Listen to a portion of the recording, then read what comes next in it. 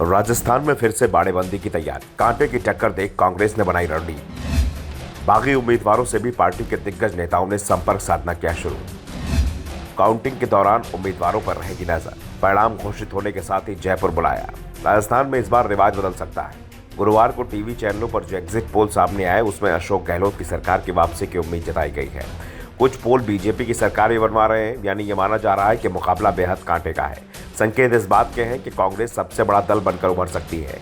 BJP को वसुंधरा राजे सिंधिया को CM उम्मीदवार घोषित नहीं करने का नुकसान हो रहा है और ये दावा किया जा रहा है कि वसुंधरा राजे सिंधिया की भी इच्छा थी कि किसी भी दल को बहुमत ना मिले। बीजेपी सबसे बड़ा दल तो जरूर बने लेकिन 95 से ऊपर न जाए। अब कहा जा रहा है वसुंधरा की एक इच्छा जरूर पूरी होती दिखाई दे रही है।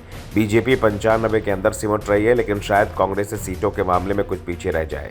इस बीच कांग्रेस ने मुकाबला कांटे का देख अब सरकार बनाने की तैयारी भी शुरू कर दी है।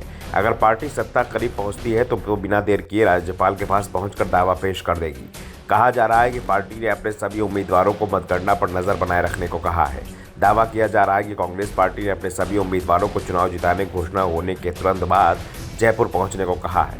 दरअसल जो रिपोर्ट आ रही है उसमें कहा जा रहा है कि कांग्रेस बड़ी पार्टी बनती दिख रही है लेकिन बहुमत को लेकर उसकी बीजेपी से जबरदस्त टक्कर दिखाई दे रही है।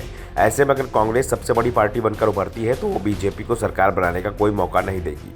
तुरंत ही विधायक दल की बैठक बुला ली जाएगी और सरकार बनाने का दावा ठोक दिया जाएगा। अशोक गहलोत ने निर्दलीय चुनाव लड़ रहे पार्टी के बागी नेताओं से भी संपर्क किया है, लेकिन मुकाबला फंसने की सूरत में पहले से ही पूरा इंतजाम किया जा रहा है। दरअसल राज्य चुनाव को लेकर जो एग्जिट पोल सामने आए हैं उसमें तस्वीर पूरी तरह से साफ होती नहीं दिख रही है, क्योंकि कुछ एग्जिट पोल कांग्रेस सरकार बनते दिखा रहे हैं तो किसी में बीजेपी की सरकार बन रही है। कई पोलों से तो दिख रहा है कि दोनों में से किसी को बहुमत नहीं मिल रहा है और इसी के चलते कांग्रेस ने अपनी तैयारी तेज कर दी है। अशोक गहलोत ने मीडिया के उन पत्रकारों पर भड़कते हुए कहा कि जो शुरुआत से दावा कर रहे थे कि राजस्थान में रिवाज कायम रहेगा और सरकार में बदलाव की बात कर रहे हैं, गहलोत ने साफ कर दिया कि इस बार राज्य में रिवाज बदल रहा है और सरकार में कांग्रेस पार्टी फिर से वापसी करती दिखाई दे रही है। वैसे वोटिंग के बाद जो सर्वे आ रहे हैं उसने बीजेपी की बेचैनी को बढ़ा दिया है। पार्टी ये मानकर चल रही थी कि राजस्थान में उसकी सरकार बनेगी और इसी के चलते वसुंधरा राजे सिंधिया को बीजेपी ने सीएम उम्मीदवार घोषित नहीं किया था।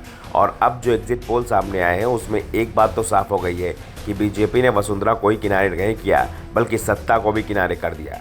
अशोक गहलोत तो पहले से ही इसी तरह के मौके की तलाश में थे और बीजेपी ने जब अपने सबसे लोकप्रिय नेता किनारे लगाया तो फिर गहलोत ने चुनाव में सीधे पीएम मोदी को निशाने पर ले लिया। और आखिर समय पर गहलोत का यह कहना कि जब मैं गुजरात वोट मांगने गया था तो प्रधानमंत्री और गृह मंत्री ने कहा था कि एक मारवाड़ी गुजरात में वोट मांग रहा है, मैं गुजराती हूँ, अगर वोट मुझे नहीं मिलेगा तो मैं कहाँ जाऊँगा। तब मोदी को वोट मिल गया था। लेकिन आज राजस्थान में चुनाव में मैं ये नहीं कह रहा कि एक गुजराती वोट मांगने आया है। गहलोत ने एक तरह से बिना कुछ कहे सब कुछ कह दिया जो बीजेपी सुनने को तैयार नहीं थी, लेकिन इसका असर जनता पर हो गया। Bureau report, the Navdarpan news.